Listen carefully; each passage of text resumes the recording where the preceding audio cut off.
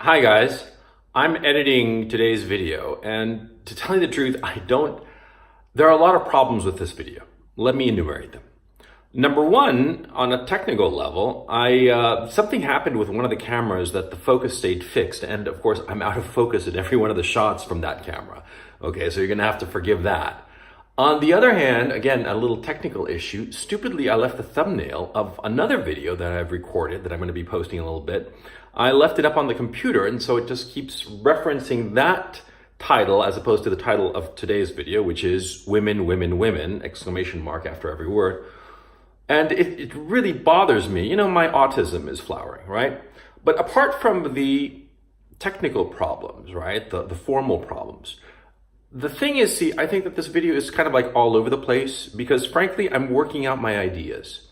And so you're going to have to forgive me with this video. If you don't want to watch it, don't watch it. I don't think you're going to be losing much because basically I'm trying to work out what I think about different issues relating to the man-woman situation.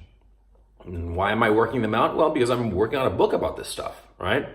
And so, yeah, this video, it's not one of my better videos. I think it kind of sucks. So I'm telling you from the get-go, so if you don't want to waste your time on it, my feelings will not be hurt. Okay? Okay, take it easy.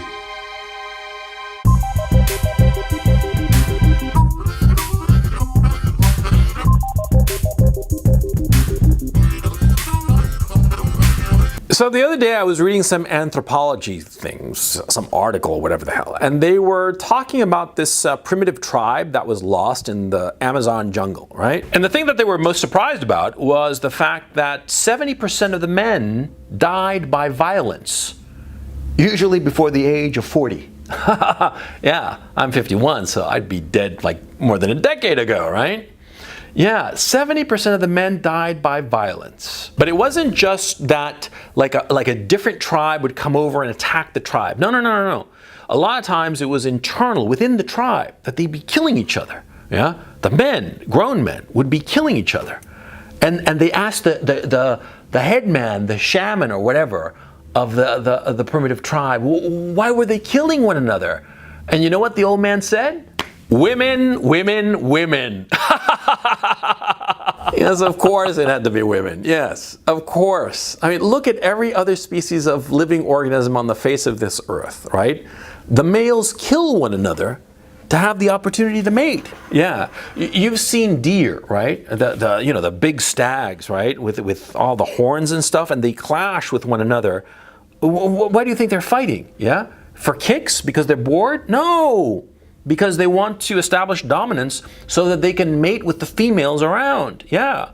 And these clashes with the deer at least, and a lot of other mammals and a lot of other insects and birds and every other animal on the face of this earth, a lot of these clashes are deadly. It's not that they clash and then they break off and go their separate ways. No, a lot of times it's to the death. And a lot of times it's not just that one dies. Sometimes both of them die from their wounds. Yeah. Think how serious this is, right? An animal willing to die in order to mate. And we're people, ergo mammals, ergo just another kind of animal, right? What, you think it was going to be different with us?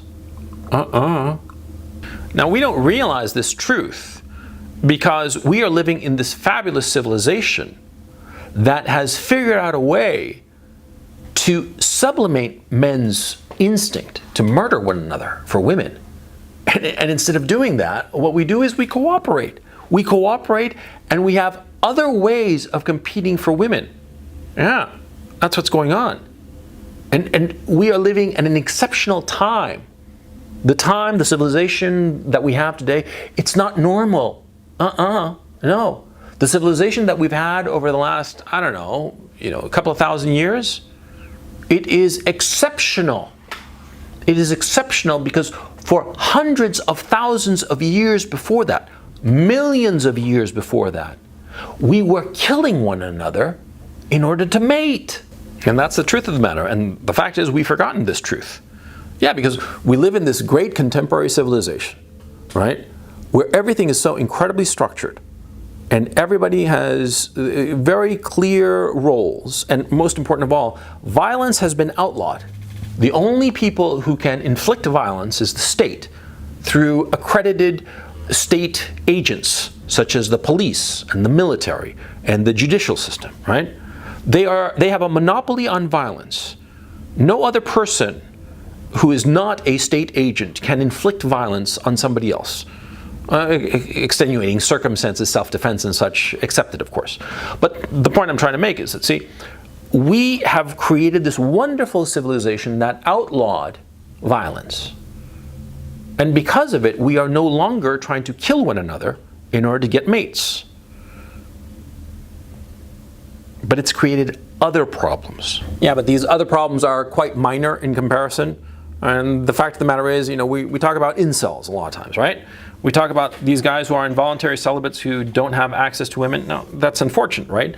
But what do you prefer? Them to be playing video games and having a miserable life, or them to be slaughtered in some sort of, some sort of violent clash with a bunch of Chads or whatever, right? I mean, you got to pick your poison, and which is worse, right? Me personally, I think that the lack of violence in our contemporary civilization is much better than a violence-filled civilization, right?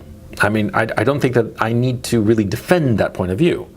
But the point, and the point of this video, is that, see, though we no longer are killing one another over women, we have passed that sweet spot where every man and every woman paired up. And we've gone into an area that is progressively more and more dangerous. And let me explain. Like the head man in the Amazonian tribe said, men were fighting over women. Women, women, women, right? We created this wonderful civilization, and it took a long time till we got to this sort of like a little bit nostalgia-filled Eden that we have of the period between, say, the 1900s and the 1950s, before the sexual revolution, the so-called sexual revolution, right? Where everyone paired up and everybody was happy. And a guy who was very, very attractive might wind up pairing up with a very, very attractive girl. But even the lowliest guy, maybe he wasn't that attractive, but if he was a decent, hardworking guy, he'd pair up with some girl. And that is more or less the nostalgic vision that we have of the past. And it's more or less accurate, to tell you the truth.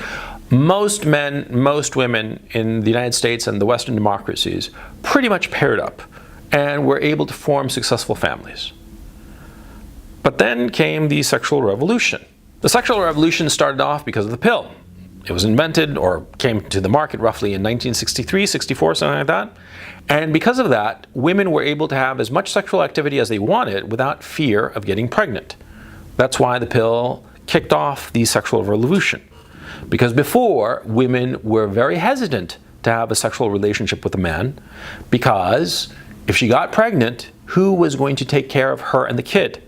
So she had to be very, very sure, very, very confident that the man that she was sleeping with would, quote unquote, man up, would step up to the plate, take care of her and the kid. But after the advent of the pill, women didn't worry about that anymore. Yeah, they weren't going to get pregnant because of the pill. And so they could have sex with whomever they wanted. Not necessarily a guy who was going to be a good provider. Yeah, because in the past, before the pill, a woman might have found some guy very, very sexy and wanted to bang his brains out.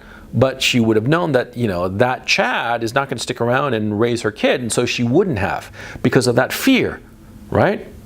But with the advent of the pill, with the removal of pregnancy as a worry, a woman could go and, rather than have sex with the boyfriend or the dependable potential future mate, she could have sex with the Chad. She could have sex with a bad boy. She could have sex with whomever she wanted, no matter how awful the guy might be, because it was going to be a passing thing. She'd have sex with him, and if it didn't work out, she could just leave and there'd be no repercussions, lickety-split, and she's done. Now, of course, this was great for women because they could have sex with whomever they wanted, and they started going after the more attractive men.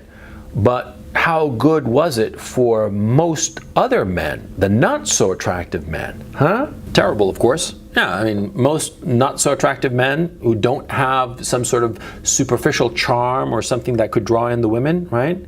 Well, they would have a tough time finding a mate. A tough time finding a mate. And because of it, a lot of these men found themselves pandering to women, catering to women's whims, and trying to contort themselves into whatever the woman would want. Now that's bad enough. But then something worse happened. With the communications technology, internet and so forth, and the ability to find potential mates anywhere on the globe, or at least in a very wide area of wherever the girl is living, right? She started looking for the better and better guy because he was out there. All she had to do was just Google him enough, find him on Match.com or whatever other dating app or what have you, Tinder and whatnot, right? And so there was a greater, or let me rephrase that, there has become a greater and greater pool of men who don't have anybody and have no prospect of having a mate. Now, what do you think happens to a bunch of men who don't have any prospects of getting a mate, whose resentment builds day by day, and yet they are not allowed to use any kind of violent means or any kind of means that would fit in their mentality in order to get a woman? What do you think happens? Apart from resentment, of course. What do you think happens? Huh? 3 guesses. You only need 1 guess. It leads to violence, inevitably.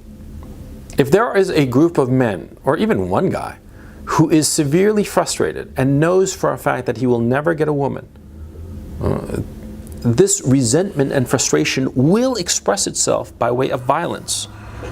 It's inevitable. Because the drive to procreate is the most primal and strongest drive that human beings have. And if we have created a society such that there is a substantial pool of men who will never, ever have access to women and never, ever be able to form a family, they will eventually explode. It's a powder keg that you are filling up 1 grain at a time with every single guy who is a loser in this deregulated sexual marketplace. It is inevitable that you are going to have an explosion. I've said this before. I think that so much of this leftist notion that things are a social construct is so much nonsense. Oh, racism, this and that, it's a social construct. Screw that. But in the case of this disenfranchised group of men, this group of men, which is getting larger every day, that do not have access to women, that do not have access to potential mate, and have no way to achieve that, well, then it's inevitable that violence will arise.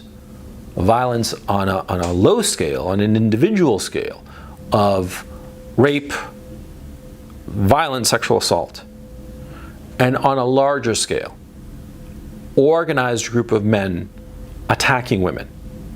And in point of fact, we're seeing this already. The Pakistani rape gangs in the UK. Oh yeah. The Pakistani rape gangs are basically men who are sexually disenfranchised. And so they are grooming these English girls into becoming sex slaves. And they are raping them and violently, viciously abusing them. Why? Why? Because these Pakistanis are evil? No! Because they are sexually frustrated. That's what's going on. They are sexually frustrated. They are basically incels. And because they are involuntary celibates, right, they are expressing their frustration in violence towards these young girls. That's what's going on.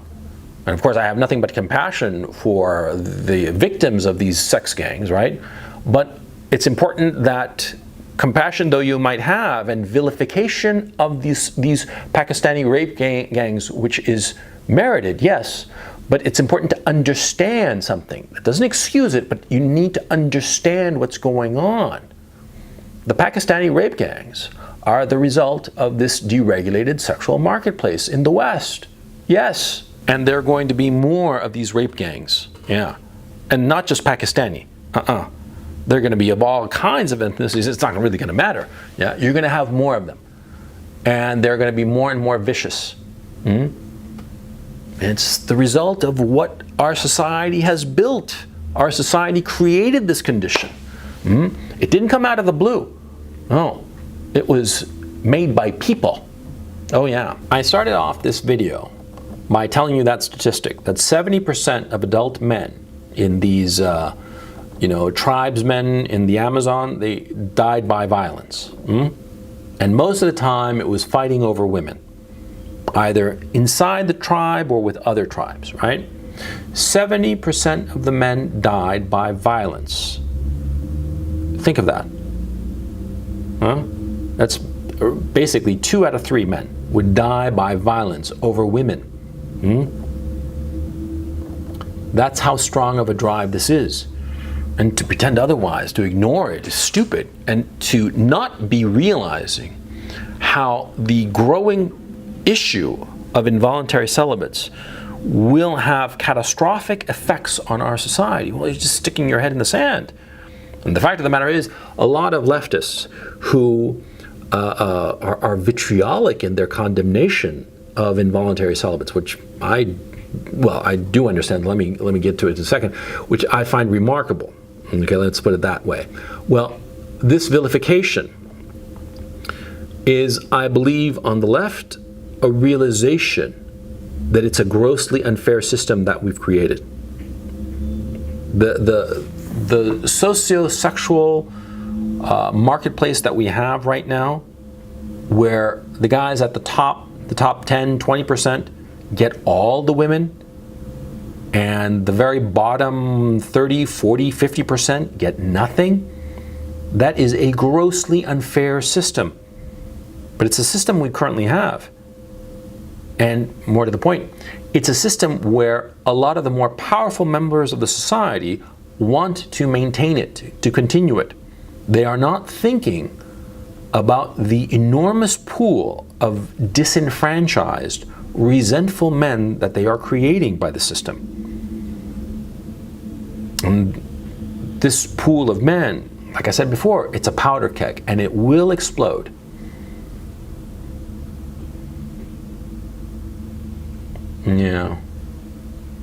Yeah, this is a video of just some thoughts about this issue. I think it's going to get really, really nasty before it gets any better.